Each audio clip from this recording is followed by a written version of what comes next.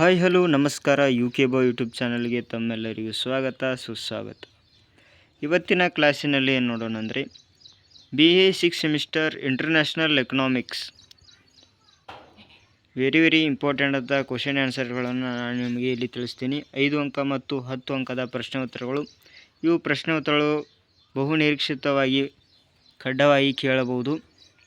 ಇಲ್ಲಿ ನಾನೊಂದಿಷ್ಟು ಪ್ರಶ್ನೆಗಳನ್ನು ಕೊಟ್ಟಿದ್ದೇನೆ. ಸರಿಯಾಗಿ ಈ ಪ್ರಶ್ನೆಗಳನ್ನು ನೋಡ್ಕೊಳ್ಳಿ.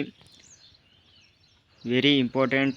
ಈ ವಿಡಿಯೋನ ಕೊನೆ ತನಕ ನೋಡಿ, ಹಾಗೆ ನಿಮ್ಮ ಸ್ನೇಹಿತರಿಗೂ ಶೇರ್ ಮಾಡಿ, ಹಾಗೆ ನಮ್ಮ ಚಾನಲನ್ನು ಸಪೋರ್ಟ್ ಮಾಡಿ, ಸಬ್ಸ್ಕ್ರೈಬ್ ಮಾಡ್ಕೊಳ್ಳಿ. ವೆರಿ ಇಂಪಾರ್ಟೆಂಟ್ ಕ್ವಶನ್ ಆನ್ಸರ್ಗಳನ್ನು ಇಲ್ಲಿ ನೋಡೋಣ. ಈಗ ಇಲ್ಲಿ 5 ಅಂಕದ ಪ್ರಶ್ನೆ ಉತ್ತರಗಳನ್ನು ನೋಡೋಣ. ಇಲ್ಲಿ ಮೊದಲೇ ಕ್ವಶನ್ ನೋಡಿ, ವೆರಿ ಇಂಪಾರ್ಟೆಂಟ್. ಮೊದಲೇ ಕ್ವಶನ್, ವಿಶ್ವ ಬ್ಯಾಂಕಿನ ಕಾರ್ಯಗಳನ್ನು ಪರಿಶೀಲಿಸಿರಿ. ಹೆಚ್ಚಾಗಿ ಕೇಳಿದಂಥ ಪ್ರಶ್ನೆ ಆಗಿರ್ತವೆ. ನಾನು ನಿಮಗೆ ಇಲ್ಲಿ ತೋರಿಸಿದಂತೆ ಇಷ್ಟು ಪ್ರಶ್ನೆಗಳನ್ನು ನೋಡ್ಕೊಂಡ್ರೆ ನೀವು ಸಾಕು, ನೀವು ಈ ಪಾಸ್ ಹಾಕಿರ. ಇಲ್ಲಿ ಎರಡನೇ ಕ್ವಶನ್, ಅಂತಾರಾಷ್ಟ್ರೀಯ ಹಣಕಾಸು ನಿಗಮವನ್ನು ಕುರಿತು ಟಿಪ್ಪಣಿ ಬರೆಯಿರಿ. ಹಾಗೆ ಮುಂದಿನ ಪ್ರಶ್ನೆ, ಸುಂಕ ಮತ್ತು ವ್ಯಾಪಾರದ ಮೇಲಿನ ಸಾಮಾನ್ಯ ಒಪ್ಪಂದ ಚರ್ಚಿಸಿ. ಇವು 3 ಪ್ರಶ್ನೆಗಳು ವೆರಿ ಇಂಪಾರ್ಟೆಂಟ್ ಆಗಿರ್ತವೆ. ಹಾಗೆ ಇನ್ನಷ್ಟು ಪ್ರಶ್ನೆಗಳಿವೆ, ಸರಿಯಾಗಿ ನೋಡ್ಕೊಳ್ಳಿ. ಇಲ್ಲಿ ಮುಂದಿನ ಪ್ರಶ್ನೆ, WTO ಕಾರ್ಯಗಳಾವುವು ಅಂತ ಕೇಳಿದ್ದಾರೆ. ಇದು ಪ್ರಶ್ನೆ ವೆರಿ ಇಂಪಾರ್ಟೆಂಟ್ ಆಗಿರುತ್ತೆ. ಹಾಗೆ ಮುಕ್ತ ವ್ಯಾಪಾರದ ಪರವಾದಗಳು ಹೇಳಿರಿ. ಹಾಗೆ ಅಂತಾರಾಷ್ಟ್ರೀಯ ವ್ಯಾಪಾರದಿಂದಾಗುವ ಪ್ರಯೋಜನಗಳು ಯಾವುವು. ಇಷ್ಟು ಪ್ರಶ್ನೆಗಳು ವೆರಿ ಇಂಪಾರ್ಟೆಂಟ್. ಹಾಗೆ ಮುಂದಿನ ಪ್ರಶ್ನೆ ನೋಡೋಣ ಯಾವ ರೀತಿ ಪ್ರಶ್ನೆಗಳಿದಾವಂತ. ಹಾಗೆ ನೀವು ಕೊನೆ ತನಕ ನೋಡಿ, ಎಲ್ಲೂ ಸ್ಕಿಪ್ ಮಾಡಬೇಡಿ. ವಿಡಿಯೋನ ಶೇರ್ ಮಾಡಿ ನಿಮ್ಮ ಸ್ನೇಹಿತರಿಗೂ. ಹಾಗೆ ಮುಂದಿನ ಪ್ರಶ್ನೆ, ರಾಷ್ಟ್ರೀಯ ವ್ಯಾಪಾರ ಹಾಗೂ ಅಂತಾರಾಷ್ಟ್ರೀಯ ವ್ಯಾಪಾರ ಇವುಗಳ ನಡುವಿನ ವ್ಯತ್ಯಾಸಗಳನ್ನು ತಿಳಿಸಿರಿ.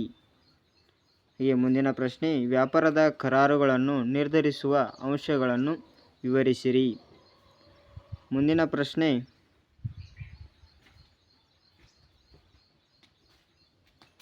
ದೇಶಿ ವಿನಿಮಯ ದರದ ಕೊಂಡುಕೊಳ್ಳುವ ಶಕ್ತಿಯನ್ನು ಸರಿಸಮಾನತೆಯ ಸಿದ್ಧಾಂತವನ್ನು ವಿವರಿಸಿರಿ. ಅಂತಾರಾಷ್ಟ್ರೀಯ ಹಣಕಾಸು ನಿಧಿಯ ಉದ್ದೇಶಗಳನ್ನು ವಿವರಿಸಿರಿ. ವಿದೇಶಿ ನೇರ ಹೂಡಿಕೆ ಅನುಕೂಲತೆಗಳನ್ನು ವಿವರಿಸಿರಿ. ನಾನು ನಿಮಗೆ ಇಲ್ಲಿ ಕೊಟ್ಟಿರುವ ಪ್ರಶ್ನೆಗಳನ್ನು ಸರಿಯಾಗಿ ಓದ್ಕೊಂಡ್ರೆ ಕಡ್ಡಾಯವಾಗಿ ಪ್ರಶ್ನೆಗಳನ್ನ ಕೇಳ್ತಾರೆ. ವೆರಿ ಇಂಪಾರ್ಟೆಂಟ್ ಆದ ಪ್ರಶ್ನೆಗಳಾಗಿರ್ತವೆ ಇವು. ಹಾಗೆ ಇನ್ನು 10 ಅಂಕದ ಪ್ರಶ್ನೆಗಳನ್ನು ನೋಡೋಣ.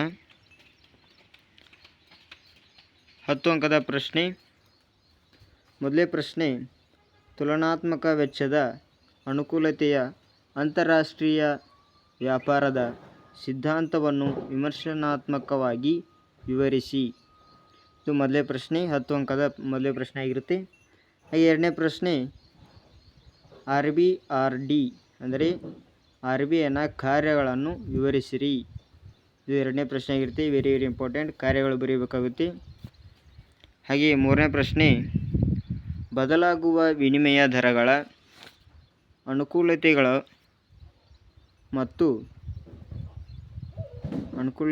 ಮತ್ತು ಅನಾನುಕೂಲತೆಗಳನ್ನು ವಿವರಿಸಿರಿ. ಇಲ್ಲಿ ಬದಲಾಗುವ ವಿನಿಮಯ ದರದ ಅನುಕೂಲ ಮತ್ತು ಅನಾನುಕೂಲತೆಗಳನ್ನು 10 ಅಂಕಕ್ಕೆ ಕೇಳ್ತಾರೆ ಪ್ರಶ್ನೆನ.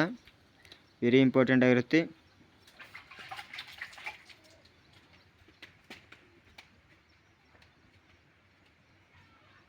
ಮುಂದಿನ ಪ್ರಶ್ನೆಯನ್ನು ನೋಡೋಣ. ಮುಂದಿನ ಪ್ರಶ್ನೆ 4, 10 ಅಂಕದಲ್ಲಿ 4ನೇ ಪ್ರಶ್ನೆ, ರಕ್ಷಿತ ವ್ಯಾಪಾರದ ಪರವಾಗಿರುವ ಹಾಗೂ ವಿರುದ್ಧವಾಗಿರುವ ಮಂಡಲಿಸಲ್ಪಟ್ಟಿರುವ ವಾದಗಳನ್ನು ಚರ್ಚಿಸಿ.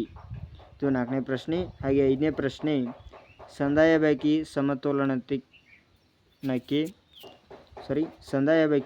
ಸಮತೋಲನಕ್ಕೆ ಕಾರಣಗಳನ್ನು ವಿವರಿಸಿರಿ. ಇಲ್ಲಿ ಕಾರಣ ಕೇಳಿದರೆ ಸಂದಾಯ ಬಾಕಿಯ ಕಾರಣಗಳು ಬರೀಬೇಕಾಗುತ್ತೆ. ಹಾಗೆ 6ನೇ ಪ್ರಶ್ನೆ, IMF ಉದ್ದೇಶ IMFನ ಉದ್ದೇಶ ಮತ್ತು ಕಾರ್ಯನಿರ್ವಹಣೆಯನ್ನು ಪರಿಶೀಲಿಸಿ.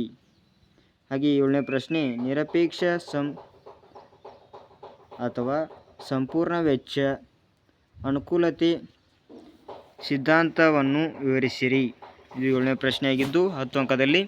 ಹಾಗೆ 8ನೇ ಪ್ರಶ್ನೆ ವೆರಿ ಇಂಪಾರ್ಟೆಂಟ್. 8ನೇ ಪ್ರಶ್ನೆ ಇಲ್ಲಿ 8ನೇ ಪ್ರಶ್ನೆ ನೋಡಿ ವೆರಿ ಇಂಪಾರ್ಟೆಂಟ್ ಆಗಿರುತ್ತೆ. 8ನೇ ಪ್ರಶ್ನೆ ಆಂತರಿಕ ವ್ಯಾಪಾರ ಮತ್ತು ಅಂತಾರಾಷ್ಟ್ರೀಯ ವ್ಯಾಪಾರದ ನಡುವಿನ ವ್ಯತ್ಯಾಸಗಳನ್ನು ತಿಳಿಸಿರಿ. ಇಷ್ಟು 10 ಅಂಕದಲ್ಲಿ ಬಂದಂತಹ ಪ್ರಶ್ನೆಗಳಾಗಿರ್ತವೆ. ಈ 8 ಪ್ರಶ್ನೆಗಳನ್ನು ನೀವು ಸರಿಯಾಗಿ ನೋಡ್ಕೊಂಡಿದ್ರೆ ಖಂಡಿತವಾಗಿ ನೀವು ಎಕ್ಸಾಮ್ನಲ್ಲಿ ಔಟ್ ಆಫ್ ತೆಗಿತೀರಾ. ವೆರಿ ಇಂಪಾರ್ಟೆಂಟ್ ಆಗಿರೋದ ಪ್ರಶ್ನೆಗಳಾಗಿರ್ತವೆ. ಇಲ್ಲಿ 5 ಅಂಕ ಮತ್ತು 10 ಅಂಕಗಳಾಗಿದ್ದು. ಹಾಗೆ ವಿಡಿಯೋನ ಕೊನೆ ತನಕ ನೋಡಿ, ಎಲ್ಲೂ ಸ್ಕಿಪ್ ಮಾಡಬೇಡಿ. ಹಾಗೆ ನಿಮ್ಮ ಸ್ನೇಹಿತರಿಗೂ ಈ ವಿಡಿಯೋನ ಶೇರ್ ಮಾಡಿ. ಇದೇ ರೀತಿ ಹೊಸ ವಿಡಿಯೋನ ನಮ್ಮ ಚಾನಲ್ನ ಹಾಕ್ತಾ ಇರ್ತೀವಿ. Thank you. ಮುಂದಿನ ವಿಡಿಯೋದಲ್ಲಿ ಸಿಗೋಣ.